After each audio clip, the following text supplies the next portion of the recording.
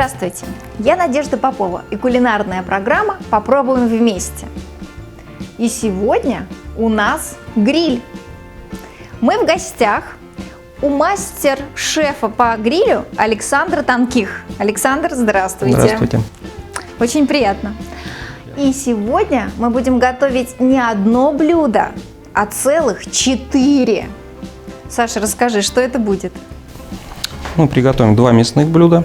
Сделаем подкопченые ребрышки с можжевельником и сделаем свиную филейку в беконе. На гарнир мы сделаем вешенки на гриле и пекинскую капусту на гриле с мягким сыром. Итак, это очень-очень вкусно. Я так понимаю, мы готовить будем до позднего вечера. Нет, я думаю, мы уложимся часа в 1,5. Это реально? Да. Итак, друзья, у нас челлендж. Есть 1,5 часа времени, 4 блюда. Ну и, конечно же, наш шеф Александр. Успеем или нет? Не хватает только секундомера. Ну, поехали!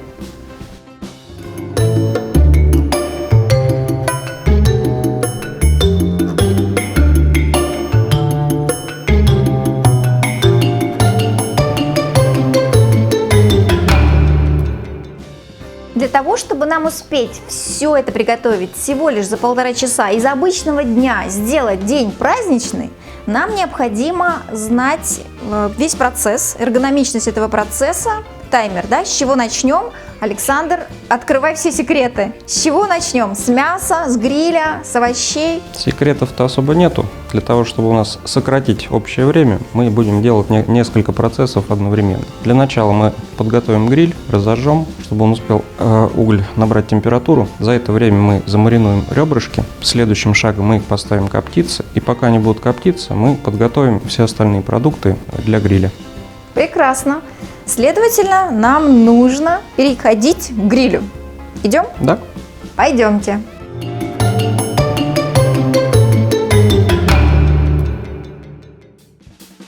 Итак, у нас есть прекрасный гриль, Александр, но нужно, конечно же, рассказать и объяснить, как его подготовить к работе. И что это вот за такая чудесная штука? Это называется стартер. Угу. Он необходим для розжига угля.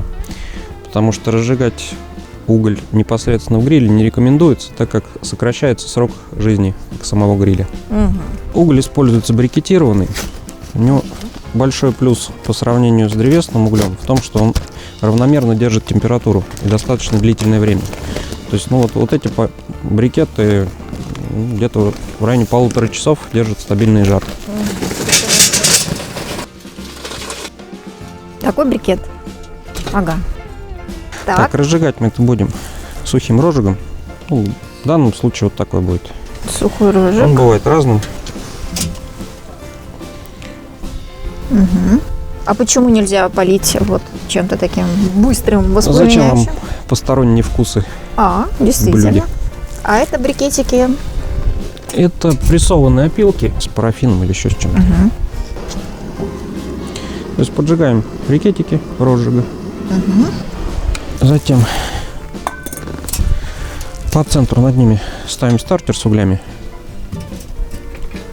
и ждем где-то примерно минут 20. Как раз за это время мы подготовим ребра и принесем их на потом копчение. Эти угли, они пойдут вниз, да? Да, потом мы их высыпем в специальные разделители, они у нас будут с двух сторон. А по центру у нас будут ребра, чтобы они не жарились, а именно на непрямом жаре коптились. Скажи, Саша, вот такой достаточно большой гриль, это принципиально или достаточно вот маленького совершенно? Ну, чем больше объем воздуха, тем у вас будет более мягкий, равномерный жар. Хорошо.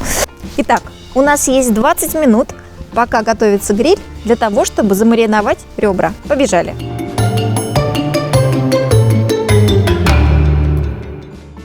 Время пришло мариновать ребра. Александр? Да, начнем мы с можжевельника. Что это? Это ягоды можжевельника. Ягоды можжевельника. Где взять? В любом магазине специй.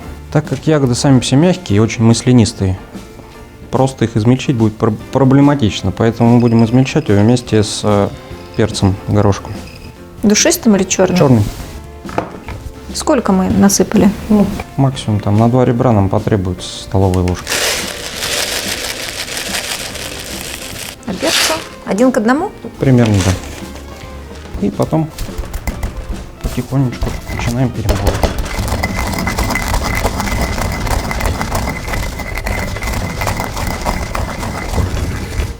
Вот, видите? Могу ли я в кофемолке это сделать или Можно еще где-то? попробовать. Лучше перемалывать вручную, потому что в кофемолках достаточно большая скорость вращения, и продукт перемалывая начинает нагреваться. Из-за этого у вас будут улетучиваться эфирные масла. Ну, почувствуйте, да, аромат пошел уже.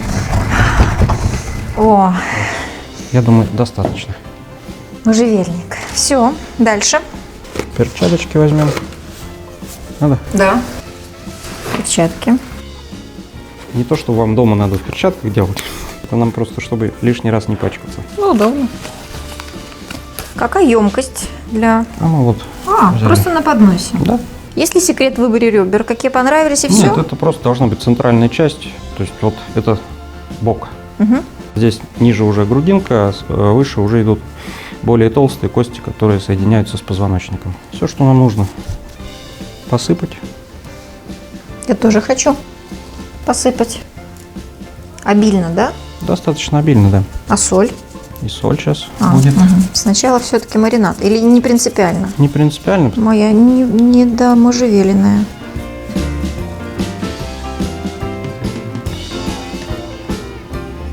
Запах сумасшедший, конечно. Соли сколько? Трудно сказать сколько. Ну, тоже так. Ну, наверное, тут вот ребер где-то около 1,5 килограмм. Общий расход будет, наверное, где-то 1,5 чайной ложки. Все уже? Вот это тоже Нет, с солью? есть еще маленький нюанс. А здесь соль есть? Да. Мы еще это смажем маслом. Так, чтобы масла было мало, мы будем использовать спрей. В принципе, такой спрей, он продается, вы можете его купить в любом магазине, где продается. Какое масло это? Здесь просто обычное растительное масло. Любое растительное или оливковое? Можете использовать оливковое. Подсолнечное? Я просто не использую оливковое при копчении, потому что оно дает посторонний вкус. Обычное растительное, оно все-таки более нейтральное. Подсолнечное? Да. После этого взяли, чуть его сбрызнули. Зачем мы это делаем? Масло помогает, во-первых, прилипнуть специям. Во-вторых, оно помогает обмениваться вкусами. Ускоряет этот процесс. Так вот натерли, перевернули и повторили все со второй стороны. Я соль. Вообще сочетание с можжевельником очень интересное. Его обычно используют в жирных блюдах, либо в блюдах с дичью. Потому что оно, вот этот жирный привкус, оно сглаживает. Даже если вы просто пожарите кусочек сала с можжевельником, будет совсем другой вкус. Не будет такого жирного привкуса. Можно я побрызгаю? Да, конечно. Смелее. Достаточно? Можно растирать? Да. Много масла не надо. Мы же все-таки не жарить их будем. Насколько? Куда? Всё. Оставляем. Теперь мы сейчас посмотрим, подошли ли у нас угли. И поставим коптиться. То есть это нужно несколько минут? Это не нужно час, два, Нет, сутки? это вообще не нужно. Не нужно. То есть это быстрое такое? На самом деле быстрый маринад. длительные маринады, они больше для телятины, потому что она плохо в себя впитывает вкусы. Свинина достаточно жирное мясо, поэтому при жарке достаточно быстро обменивается вкусами и домариновывается в процессе. Прекрасно. Мы идем по времени. Мы успеваем.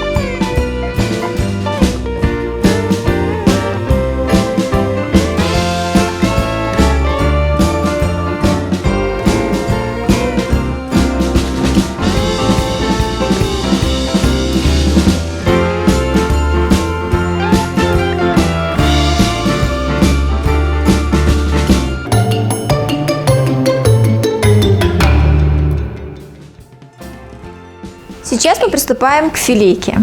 Да.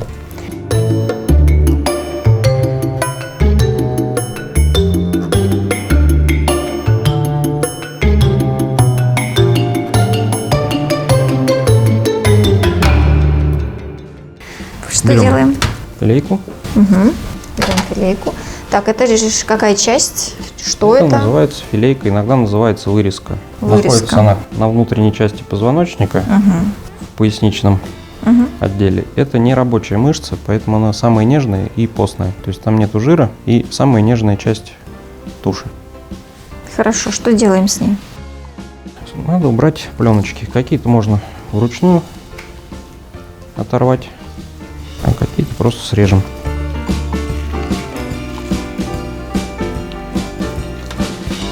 Вот, мясо отрывается. Не надо мясо рвать. Ну, что получилось? Так оборвали. А остальное сейчас будем зачищать ножом. Так, вот это вот руками или это уже ножом? Ну, там, наверное, уже ножом.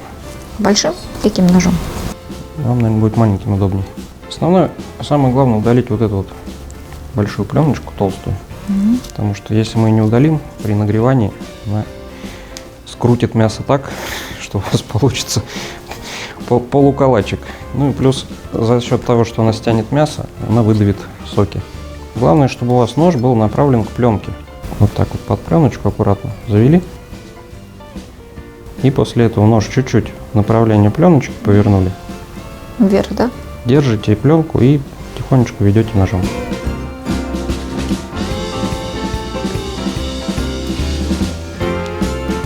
Пленки убрали. Такой изящный кусочек мяса, филейка.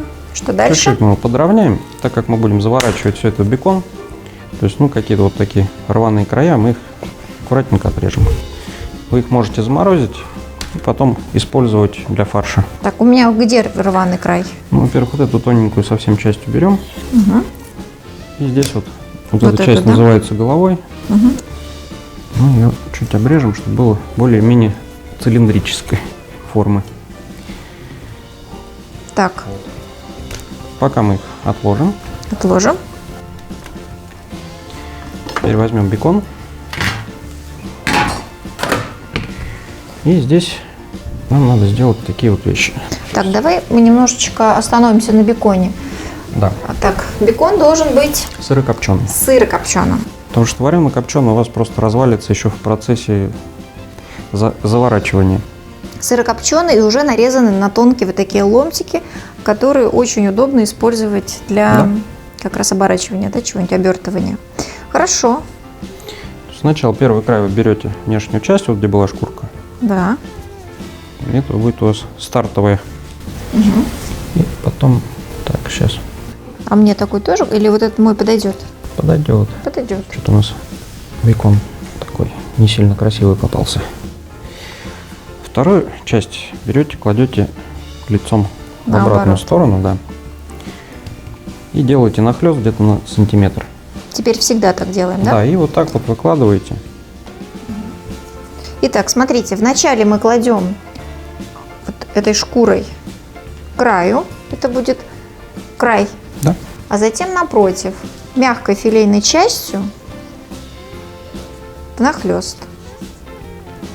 Насколько? Около сантиметра. Около Да? сантиметра. И так выкладываете по длине филейки. То есть вы можете просто взять, приложить, посмотреть. То есть вот насколько вам надо выложить.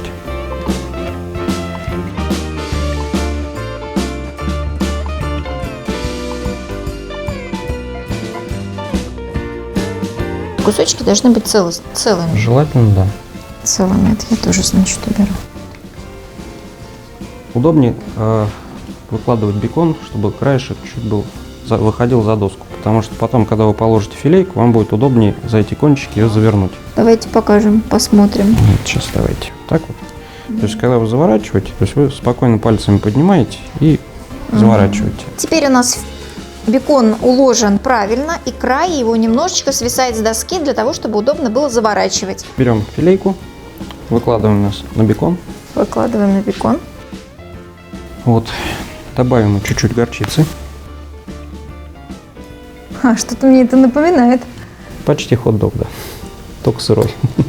Горчицу мы размазываем аккуратненько. А, с двух сторон, да? Да. Можете вот так вот прям пообмазывать. Ай, пообмазываем. Теперь надо будет посолить и поперчить. Блюдо само по себе достаточно несложное, но здесь основной вкус задает для мяса именно бекон. Немного поперчили. Дробленым перцем или таким? Ну, это тоже такой свежемолотый. Свежемолотым, да. Можно мне? Профессионально. А, с двух сторон, да? Угу. И чуть-чуть посолим, потому что хоть бекон и соленый, но на такой кусок немного не хватит. Поэтому солите, как вы обычно бы солили этот кусок мяса, только в 2 раза меньше. Потом кладете на край. На край? Ровненько. Ровненько. У меня не очень ровненько. Подложить кусочек или? Ничего не надо подкладывать. Если он будет чуть-чуть торчать, ничего страшного. Потом аккуратненько вот так вот берете, заворачиваете, пододвигаете чуть на себя, но не сильно, чтобы не порвать бекон. Расправляете, чтобы у вас не было пузырей. Так вот, да, прям прижмите, чтобы он приклеился. И потом аккуратненько все это заворачиваем. Готово. Получилось, кажется. Да. Такая рулька беконовая. Так, что, как ее перевернуть? Вот так вот берете и переворачиваете. Так. Поворачиваете вот так его к себе. Сейчас мы возьмем нитку и будем обвязывать. Так, что за нитка? Это просто хлопчатобумажная. Хлопчатобумажная нитка. Берете, аккуратненько упираетесь в доску, натягиваете нитку и вот так вот потихонечку подсовываете, чтобы не порвать бекон и не нарушить саму обмотку. Так, ну давай еще раз. Вот так вот взяли, уперли один в доску, завели под бекон и в натянутом состоянии вот так потихонечку. Я повторю. Упрем одним пальцем в доску и будем натягиваете вторым, да, и прижимаете к доске и вот аккуратненько заводите. Оп, все. Все. После этого взяли, завязали. Узелок. Да, не сильно туго, на 2 узла. Да, не сильно туго. Просто если вы сильно туго завяжете, вы разрежете бекон. Угу. Нежненько. На 2 узла. Дальше? Дальше берете свободный край. С другой стороны теперь также аккуратненько заводите. Отступаете пару-тройку сантиметров. Так вот придерживаете пальцем нитку. И после этого продеваете, вытягиваете и аккуратненько чуть затягиваете. Вот так вот. И так идете до самого края. Так вот, как это плетется красиво. Ну, есть много разных способов плетения, просто это достаточно быстрый и простой. Не надо запоминать узлы. Еще узлы запоминать. Да, но есть специальный колбасный узел.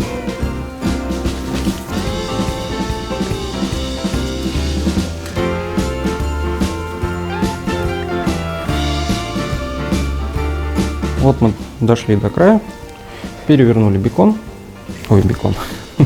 филейку нашу в беконе. Перевернули. Да. Ой. Аккуратненько, да, заправьте, если какие-то там кусочки торчат. Мы сейчас вот второй частью нитки его как раз и прихватим. У меня он чуть-чуть сместился, ничего страшного. То есть потом берете через край, протянули и берете под ниточку, запускаете. В каждую нитку? Нет, через одну достаточно. Тут задача только в том, чтобы прижать вот эти концы бекона. И после этого вытянули, пропустили в петельку и затягиваете чуть-чуть на себя в обратную сторону. И потом в самом конце берете, просто завязываете на 2 узла. Бантик. Бантик не надо. Он у вас может развязаться, когда будете переворачивать. Оставшиеся отрезаете. Вот у вас филейка в беконе готова. Мы ее пока откладываем в сторону и займемся подготовкой овощей. Так, давайте скажем, вот эту филейку мы будем готовить на гриле. Да. Ну, а если у меня нет гриля, но мне очень понравилось пока все, что здесь происходит. Вы можете приготовить его в духовке. В духовке? Да. Вот возможно, реально. Да. Расскажи. Именно вот филейку без Вот проблем именно приготовить. вот так вот, С ребрышками будет сложнее. Нет, вот именно филейку. Вот какая температура, что, когда? Можно сейчас об этом сказать, чтобы мы потом к грилю перешли? Ну, есть разные варианты. Если есть режим гриля в духовке, то можно поставить в режиме гриля и периодически ее переворачивать, как бекон будет подрумяниваться. Можно в режиме конвекции поставить, ну, я так думаю, что где-то градусов 220. Вот, то есть это должно быть прям высокая температура. Да. Есть еще третий вариант. Это сначала обжарить это все на сковороде. Угу. И потом довести в духовке где-то минут, наверное, 15 при 160 примерно градусов. Хорошо. А если полностью на гриле в духовке, сколько по времени? И как понять, что готов? Запах вкусный или... В режиме гриля трудно сказать сколько, потому что у каждой духовки он абсолютно разный. Полчаса, 15 Нет, минут? это среднее время приготовления, 15-20 минут, зависит от толщины филейки. Хорошо. Итак, друзья, вот то блюдо, которое мы сейчас готовим, хорошо тем, что мы можем уже сегодня вечером или завтра, когда вы захотите, приготовить это просто дома в духовке к своему празднику и сделать из обычного вечера чудесный вечер, праздничный и вкусный.